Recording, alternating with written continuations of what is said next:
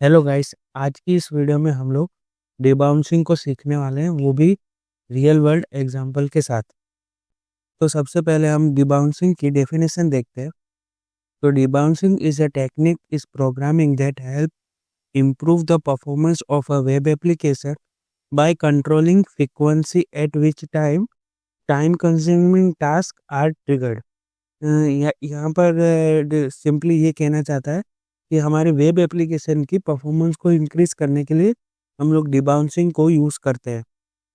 और जैसे कोई टाइम कंज्यूमिंग टास्क होता है, जैसे कि एपीआई को फैच करना, वो सब वो सब परफॉर्मेंस को इम्प्रूव करने के लिए हम लोग डिबाउंसिंग को यूज़ करते हैं। तो यहाँ पर और लिखा है, if a task trigger often like when user type quickly rapidly clicks button it can lead performance issues. मतलब कि कोई user multiple time button click करता है या कुछ टाइप करता है, तब कोई एपीआई को कॉल होता है। तो उस परफॉर्मेंस का इशू ना हो, उसको सॉल्व करने के लिए हमें डिबाउंसिंग का यूज़ करते हैं। तो यहाँ पर और लिखा है, what is debouncing in JavaScript. तो जावास्क्रिप्ट में डिबाउंसिंग क्या होती है? In JavaScript debouncing is commonly used to enhance browser performance by ensuring that expensive operation like a complex calculation, API calls or DOM update are executed on only when necessary। यानी simply यहाँ पर ये कहना चाहता है कि web application की performance increase करने के लिए हम लोग डिबाउंसिंग का यूज़ करते हैं। तो इसका एक एग्जांपल देखेंगे तो आपको ज़्यादा पता चलेगा। ठीक है, हम लोग एक एग्जांपल देखते हैं। तो यहाँ पर मैंने एक एग्जांपल बनाया है, उसको हम लोग समझने वाले हैं। ठीक है, तो सबसे पहले मैं एक बार रिलोड करता हूँ। तो हमारे यहाँ पर एक प्रोडक्ट की एपीआई फेच हो रही है। ठीक है, थोड़ा इसका कोड समझ लेते हैं। तो यहाँ पर मैंने यहाँ पर 3 स्टेट बनाई है। एक सर्च डेटा, यानी हम लोग जो भी टाइप करेंगे वो इस स्टेट में स्टोर रहेगा। यहाँ पर रिजल्ट, जो भी एपीआई में से डेटा आएगा वो इस रिजल्ट्स में स्टोर रहेगा। और हमारी तीसरी स्टेट है लोडिंग। जब भी एपीआई कॉल होगी तब ये लोडिंग स्टेट ट्रू हो जाएगी और हमें ये सर्चिंग वाली टेक्स्ट दिखने लगेगा। ठीक है, तो ये मेरी 3 स्टेट हैं। और यहाँ पर एक मैंने सिंपली एक फेच डेटा नाम से एक फंक्शन बनाया है, जिसमें एक रैंडम एपीआई को फेच कर लिया है और उसका डेटा को हमने रिजल्ट में स्टोर कर दिया है। ठीक है, और अगर एरर को यहाँ पर कैच कर लिया है और फाइनली इस सेट लोडिंग को फॉल्स करवा दिया है। और यूज इफेक्ट में जब भी हम लोग सर्च डाटा चेंज होगा तब ये फेच डाटा वाला फंक्शन को कॉल करेंगे। ठीक है, तो यहाँ पर सिंपली इतना किया है और यहाँ पर नीचे HTML दिया है। इसको आउटपुट में देखते तो आपको ज़्यादा समझ आएगा। यहाँ पर सिंपली एक बार मैं रिलोड कर देता हूँ। तो यहाँ पर एपीआई कॉल हो रही है, ये 2 बार हो रही है। इसका मतलब यहाँ पर मेन में ये स्ट्रिक मोड को हटाना पड़ेगा, तब हमारी एपीआई एक बार कॉल होगी। अब रिलोड करते हैं अपने। हाँ, तो यहाँ पर एपीआई एक बार कॉल हो रही है। अब हमारे पास इशू क्या आएगा वो मैं आपको बताता हूँ। यहाँ पर सिंपली कुछ प्रोडक्ट्स आपको दिख रहे हैं। अब जैसे कि मुझे यहाँ पर इसमें से परफ्यूम ये वाला टेक्स्ट सर्च करना है। ठीक है, तो मैं ये सिंपली यहाँ पर लिखूंगा परफ्यूम। ठीक है, तो वो वाला टेक्स्ट मुझे मिल गया। और यहाँ पर देखो, जब मैंने परफ्यूम सर्च किया तो एपीआई कितनी बार कॉल हुई? हमारी 8 बार कॉल हुई। यहाँ पर आपको लिखा हुआ दिख रहा होगा, है ना? 8 बार कॉल हुई।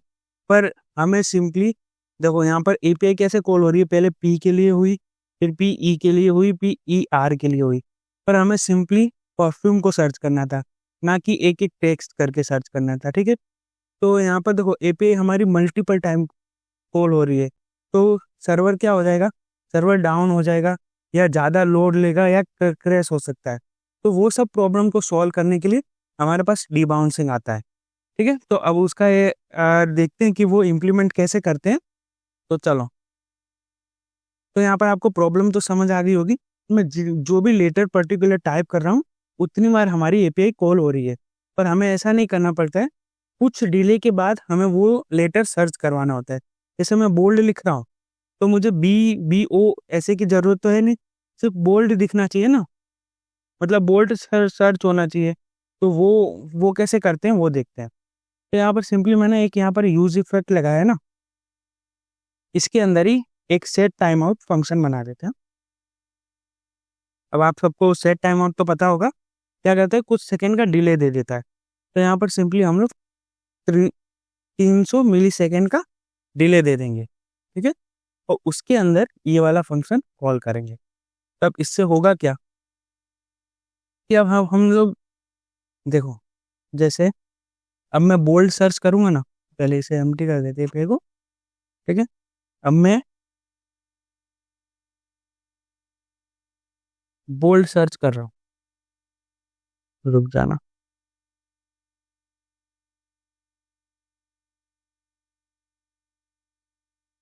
अभी भी देखो मेरी एपीआई चार मतलब पर्टिकुलर लेटर पे कॉल हो रही है। तो यहाँ पर मैंने यूज इफेक्ट लगाया है ना, तो जितनी बार भी सर्च डेटा चेंज होगा उतनी बार ये कॉल होगा। तो यहाँ पर सिंपली क्या करना पड़ेगा मुझे, इसे एक वेरिएबल में स्टोर करना पड़ेगा, उसको कह देते हैं टाइम।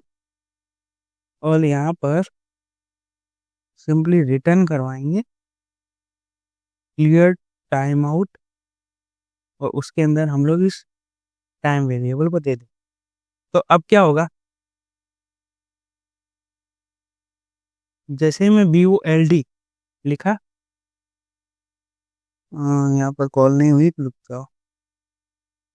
हाँ, तो यहाँ पर रिटर्न में डायरेक्ट क्लियर टाइम आउट नहीं लिखेंगे हम लोग, यहाँ पर सबसे पहले एक कॉल बैक फंक्शन बनाएंगे तो उसके अंदर क्लियर टाइम आउट देंगे, ठीक है। तो ये मैंने दे दिया। अब देखो मेरे पास यहाँ पर डेटा आ रहा है, अब मैं बोल्ड लिखता हूँ, तब देखो सिंपली मेरी एपीआई एक ही बार कॉल हुई, क्योंकि वो 300 मिली सेकेंड तक डिले करेगी। मतलब कि जब तक आप टाइप कर रहे हो ना, तब तक वो कॉल नहीं होगी। मतलब जब तक आप लिख दोगे उसके बाद ये एपीआई कॉल होगी, ठीक है। तो इस तरीके से हम लोग मल्टीपल टाइम फैच से बच सकते हैं। इस तरीके से हम लोग डिबाउंसिंग का यूज़ करते हैं।